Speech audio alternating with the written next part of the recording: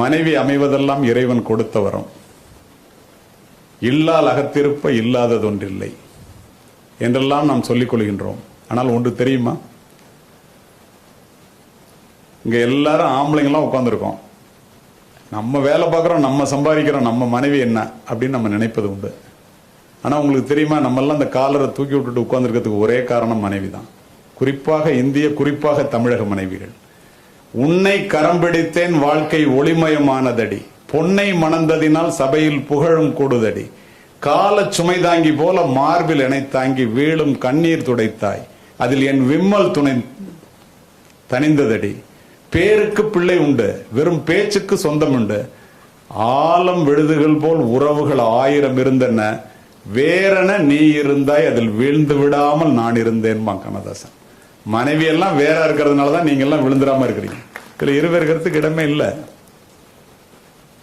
கணவன் மனைவிக்குள்ள பிரச்சனை வராத வீடு உலகத்துல கிடையாதுங்க. கணவன் மனைவிக்குள்ள பிரச்சனை வரும்போது கடைசி வார்த்தை என்னுடையதாக இருக்க வேண்டும் என்று கணவனும், கடைசி வார்த்தை தன்னுடையதாக இருக்க வேண்டும் என்று மனைவியும் நினைத்தால், வார்த்தைகளால் வாழ்க்கை இழந்தவர்கள் வானத்து நட்சத்திரங்களைப் போல எண்ணிலடங்காதவர்கள் என்று வாழ்க்கை பழுதுபட்டு விடும்.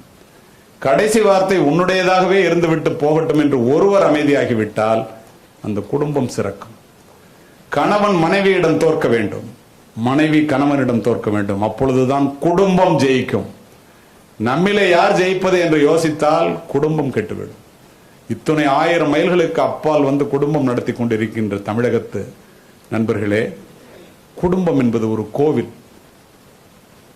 எத்துணை பெண்களின் மண்ணில் பிறந்தன சத்தியம் சம்சாரம், அவளே சாமி அவதாரம், அந்த பத்தினி கைகளில் பள்ளி கொண்டால் அதுவே பக்தி பிறவாகும், இறைவனின் சக்தி உறவாகும் என்று சொல்லுபவன் கண்ணதாசன்.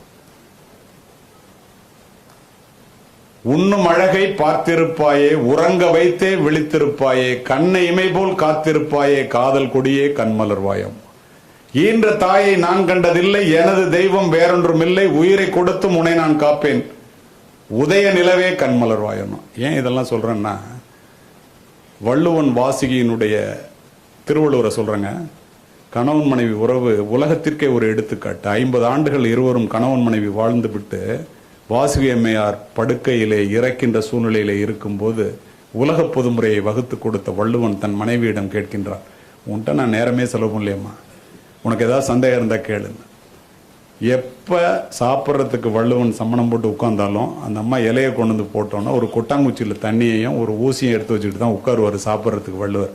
அந்த அம்மாவும் கேட்டதில்லை, அவரும் சொன்னதில்லை. அந்த அம்மா கேட்குறாங்க, இந்த மாதிரி வச்சுட்டு உட்காருவீங்களே ஏன்னு, எப்போ சாக போகிறப்ப. வள்ளுவன் சொல்லுகின்றான், நீ சோறு எனக்கு பரிமாறும் போது ஒரு பருக்கு கீழே விழுந்தா கூட ஊசியால் குத்தி தண்ணியில் நினைச்சு அதை வீணாக்காமல் சாப்பிட்றதுக்காக வச்சேன். 50 ஆண்டுகளாக உணவு பரிமாறும் போது ஒரு பருக்கை கூட சிந்தியதில்லை, அதனால் அதனுடைய பயன்பாடு நானும் சொல்லவில்லை நீனும் கேட்கவில்லைங்கிறான். அந்த மாதிரி இறந்துடுறாங்க.